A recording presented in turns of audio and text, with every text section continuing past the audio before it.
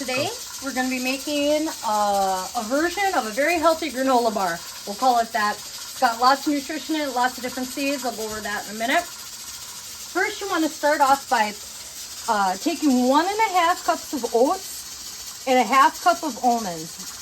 We prefer raw almonds, and we just coarsely chop those. We're going to toast them in the oven at 350 degrees for between 10-15 minutes, just so they start to brown. So I've already done that part of it.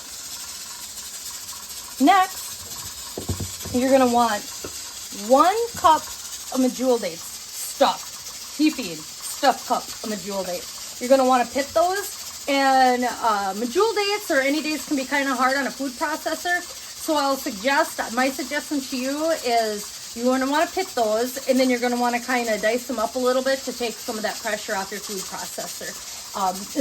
Don't mind the noise in the background. I'm canning baked beans.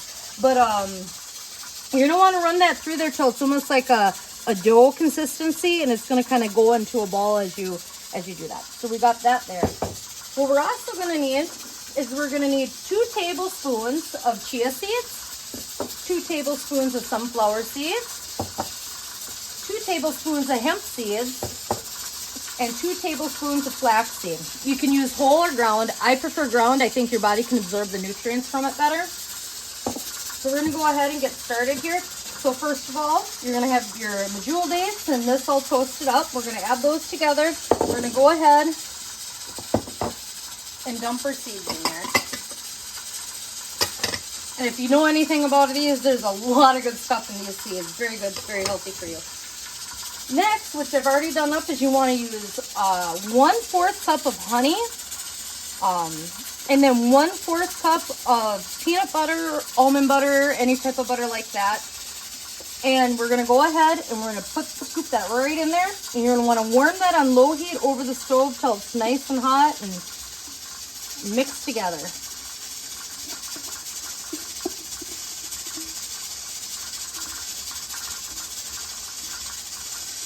And I'll tell you, these are yummy. I've had some of the most pickiest people, crinkle their nose. Ew, I'm not eating that. You get them to try one. Yeah, they are good. Something else you can do too while I'm scraping this out is you can always add, if you want to add a little bit of mini chocolate chips to it, any types of little chopped up dried fruit, anything like that. You can add your own little spin on there if there's something that you really like, oh, those sound delicious if they had a little chocolate in there. I did one time with a little bit of dark chocolate. I chopped that up and then chopped up some dried cherries in there. That was really good too. I will tell you this now, this can be sticky. You're going to want to mix this up. You can do it with a spoon. That's a little tough. I like to get my hands in there. You can also do it just barehanded, but for me in this video, just so I don't have to sit there and wash my hands after I get it mixed up, I'm just going to go ahead and wear some gloves.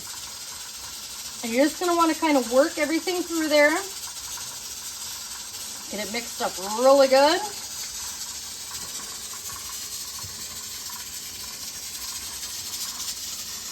And having that warm peanut butter and that warm honey really helps.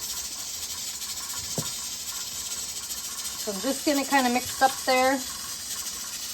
Really work it through. Really get those medjool dates all the way through. That's going to be, what keeps it all stuck together.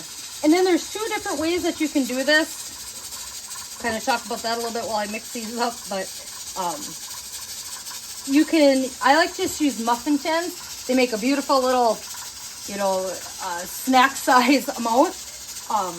Or you can also use like a 8x8, 9x9 pan. If you do that, I do suggest that you put them in the freezer for about 15 minutes just to let them harden up before you take them out of the pan to cut them up.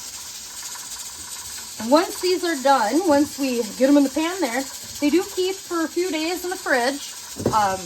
I like to actually put mine in the freezer. They thaw pretty fast, so I like to put mine in the freezer, and they last quite a bit longer in there. I don't know for sure how long because they never last that long, but you get a good couple of weeks out of them for sure. It's probably not a month.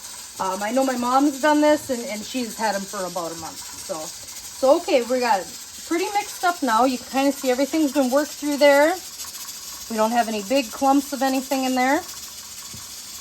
And the big thing is, you're just going to want to take kind of about that amount there, I'm gonna go ahead and remove the gloves now while I was mixing them. So about this much, and you're just gonna wanna press that down in the bottom of that tin. And you're really gonna wanna press it in there. It's really gonna hold them together so they don't crumble or fall apart. So don't be afraid to really get in there and really push them down.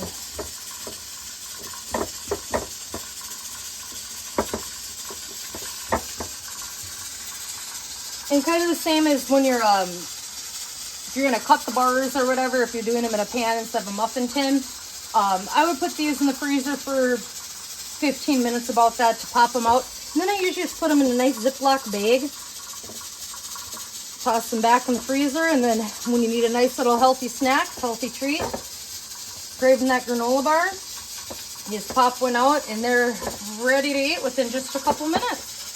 If you have any questions or have any comments, want me to see anything else, maybe I skipped over something, not realizing it, please like, share, comment, subscribe, and I know that this is interesting to you out there, and I will keep bringing you this kind of content. Thank you.